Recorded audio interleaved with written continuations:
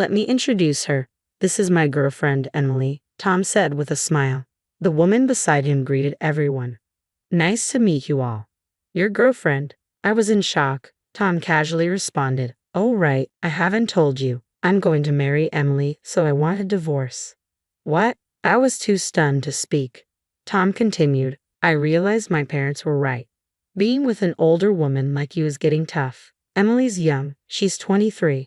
New houses and women are always better, right? Emily nodded in agreement. And about the accident you mentioned, it's no big deal, right? You broke a bone and now you're slacking off at home. We'll take the house once we divorce. I was so shocked by his outrageous comments that I forgot to get angry. It was impossible to continue the conversation. Taking a deep breath, I presented a signed divorce document and said, Okay, here are the divorce papers. Oh, you're well prepared, Tom said, jubilant. Leaving the couple behind, I began preparing to leave the house immediately. As I was packing, Tom spoke up. You have nowhere to go, right? There's an apartment near the station within the range of $100. It's old and has cracks in the walls, though. Tom, that's so mean, Emily chimed in. The two of them laughed ignorantly. I didn't respond and slammed the front door. Let them laugh. I have places to go, places they could never imagine. My name is Catherine White. I'm turning 40 this year. I married Tom when I was 35, 3 years ago. We don't have kids and live together in the house I bought when I was single. It's secondhand but refurbished and quite clean. Why did I buy a house before getting married? It goes back to my childhood. We were poor because my father was gone. To be precise, he disappeared before I could remember him. I lived with my mother, who loved me deeply, but life was tough with just the two of us. Still, having my mother was enough. But during my high school years, she passed away due to an illness. It was devastating, but I had no time to mourn. I had to survive on my own. After graduating from high school, I started working at a small advertising agency. I worked tirelessly in sales. In my 30s, I was so dedicated to work that I never imagined I'd marry, but I wanted a place to call my own, so I saved up and bought a cheap house. I had to take out a loan, but I paid it off early. Around that time, I met Tom. He was from a client company. Tom seemed unreliable to me since he was 5 years younger, but he admired my work ethic. We started seeing each other. It was surprising but also delightful. I had never had anyone openly express their feelings for me before. We started dating and quickly got married. At first, Tom's parents disapproved of our marriage. I was older, and they knew I had no family.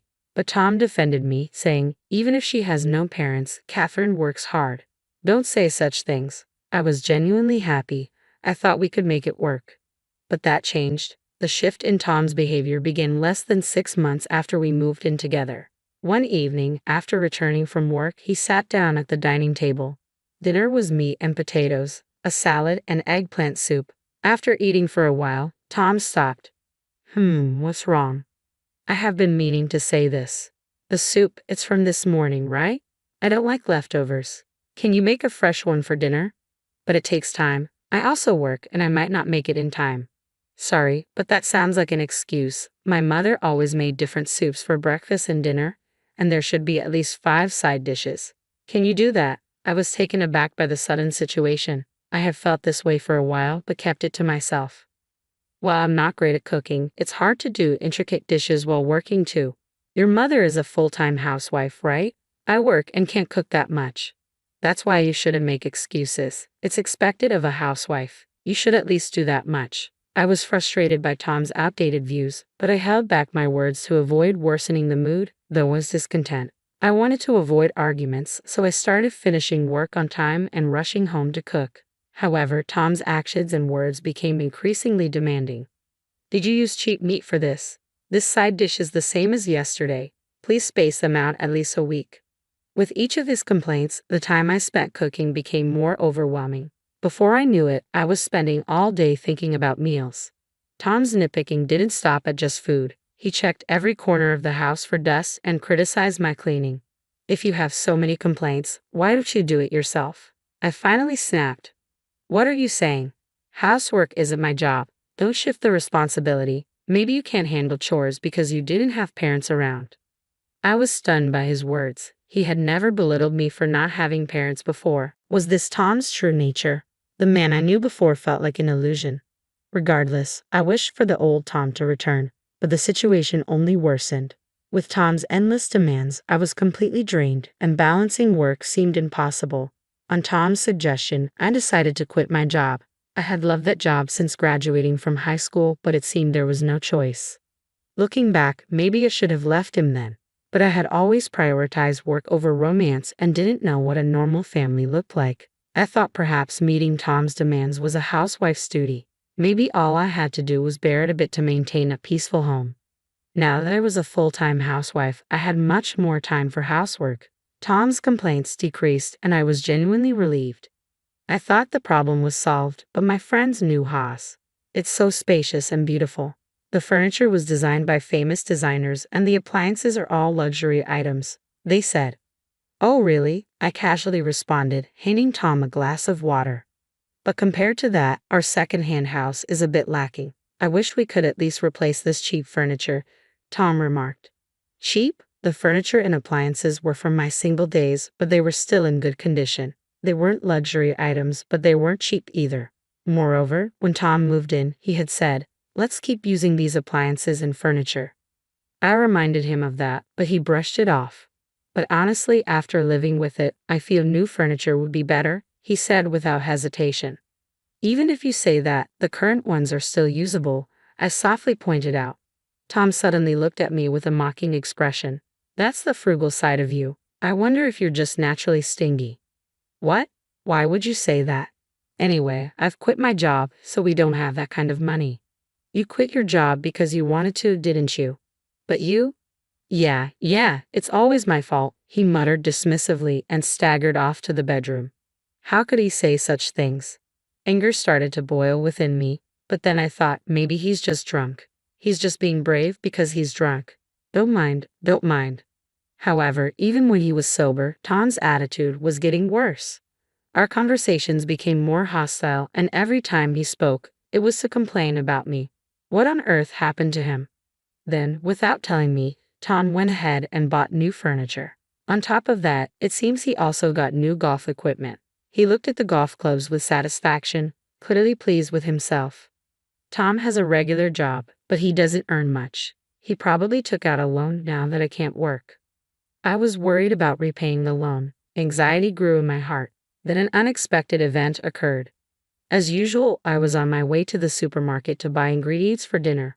While walking on the road, a loud horn blared from behind. Immediately after, I felt a huge impact, and then darkness consumed my consciousness. When I came to, I was staring at an unfamiliar ceiling. It seemed I was lying down. I felt pain everywhere and couldn't move. What happened to me? I wondered aloud. Oh, Miss White, have you awakened? A voice said. Where am I? You're in the hospital. You were brought in after a traffic accident. Traffic accident? I remembered leaving the house, but nothing after that. I moved my head slightly, taking in the impersonal bed, the attached IV drip, and the woman in a nurse's uniform. Was this really a hospital? Looking outside, it was already dark. I had left the house around 2 p.m., so a lot of time had passed. Later, a doctor came and briefly explained the situation. It seemed I was hit by a car whose driver was not paying attention while I was on my way to the supermarket. I didn't have life-threatening injuries, but I had several fractures and needed to be hospitalized for a while. I never imagined being in a traffic accident. After receiving an explanation about the hospitalization, the nurse spoke up. We've contacted your husband. From her hesitant expression, I had a bad premonition. I immediately called Tom. Hello, Tom. Yeah, Catherine. I got a call from the hospital. You had an accident. You're so clumsy. Come home quickly and make dinner. What? I'm going to be hospitalized from now on. I couldn't understand what he was saying, and when I retorted, Tom shouted back, Then what about the housework? What are you saying? Is the housework more important than me? Unbelievable. He was more concerned about the housework than his wife's condition. I felt myself becoming increasingly angry, and it soon turned into a quarrel. Arguing any further would be pointless, so I hung up the phone, still frustrated. Lately, Tom had been more harsh in his words, but I never realized he could be this cold. That day, I was filled with anger and physical pain, making it hard to sleep. But as the days went by, my strength gradually returned, and I started rehabilitation. Initially, moving was tough, but it became surprisingly enjoyable as I got used to it. Lying in bed, I often found myself lost in thought, so rehab was a welcome distraction. However, since that incident, I hadn't heard from Tom. I thought talking to him would just anger me, so I ignored him. Around that time, I occasionally passed an elderly man in the hallway. He was well dressed, so he wasn't a patient. I assumed he was visiting someone and didn't give it much thought, but he seemed to be looking my way. Are you Catherine White? Yes, I am. What can I do for you? I answered cautiously. At that time, I had no idea that this man would change my fate. Eventually, after about a month in the hospital, I was discharged. I hadn't fully recovered, but I was told all patient care would surface. I was finally going home after a month away. My home felt oddly nostalgic, but that feeling was short-lived. The moment I opened the door, I felt something was off. There were unfamiliar shoes, heels with flashy pink ribbons. Could it be? Rushing into the living room, I braced myself for what I might find. I noticed the entire house had changed. Not just the furniture, but even the electronics had been replaced with brand new, high-end models. The curtains were different too, making it feel like someone else's house. Ah, Catherine, you've been discharged. Tom emerged from the back, sitting casually. Next to him was a young woman. The woman with brown hair and a revealing outfit spoke lazily. Welcome back. Who are you? I was stunned. Tom smiled. Oh, let me introduce you. This is my girlfriend, Emily. Nice to meet you, she added. Your girlfriend? Yeah, I guess I never mentioned it. I am planning to marry Emily, so I want a divorce. What? I was at a loss for words. I've come to realize that what my parents said was right. Without proper parents, you can't manage household chores or finances properly.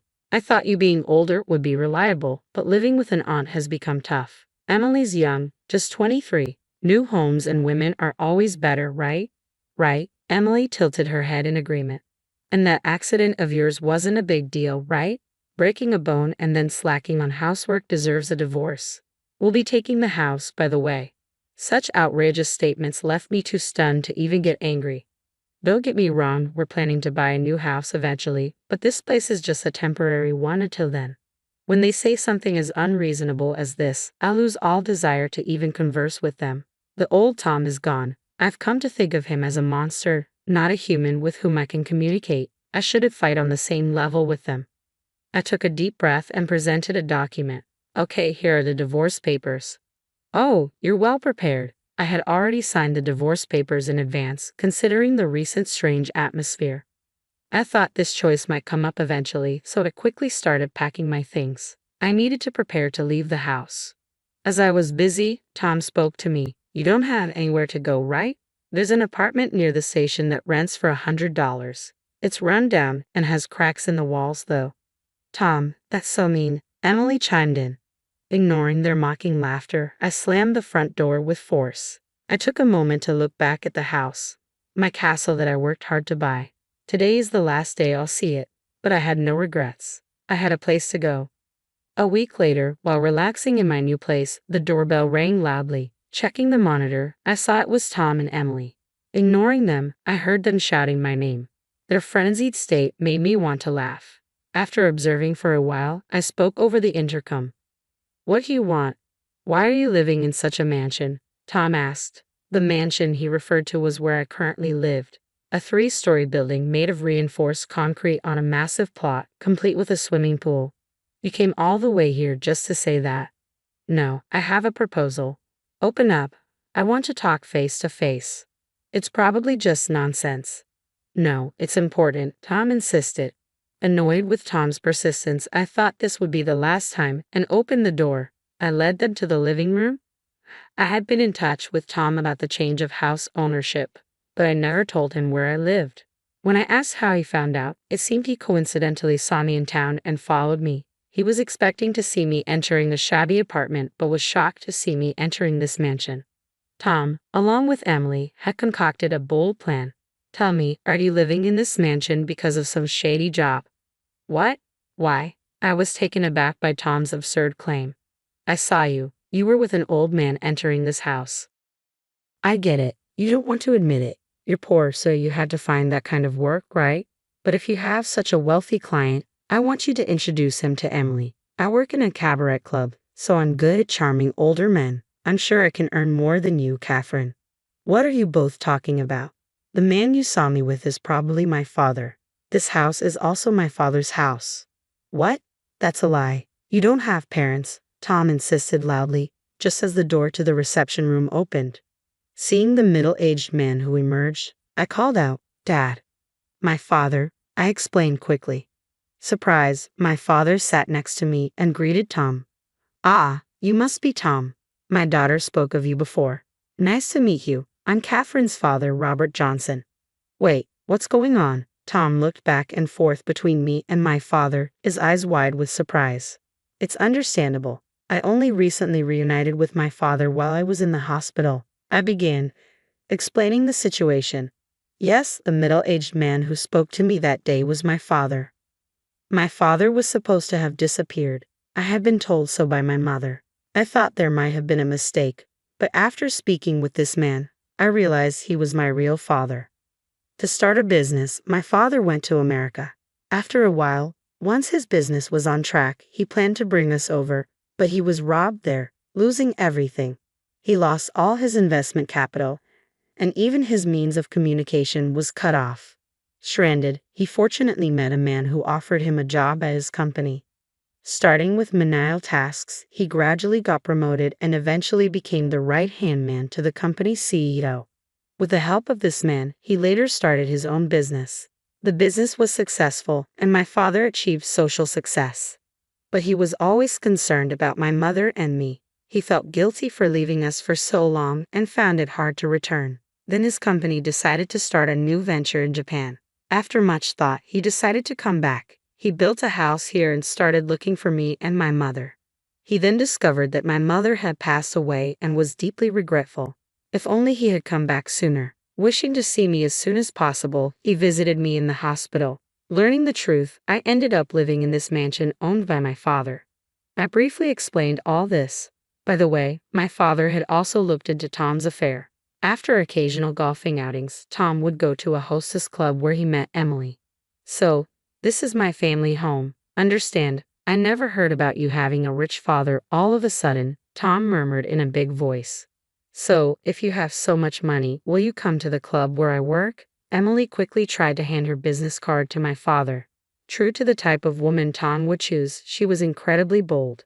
But my father stopped her immediately. "I'm sorry, but I make it a point not to visit cheap imitation bars." "What?" Emily was speechless.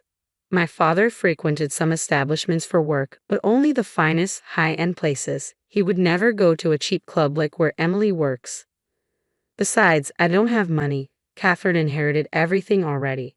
To the puzzled expressions of Tom and Emily, my father casually replied, "Around $800 million.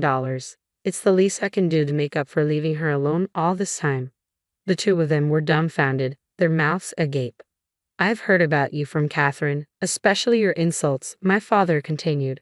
"She worked hard, scrimping and saving from her meager salary to buy that house. She also did her best with household chores.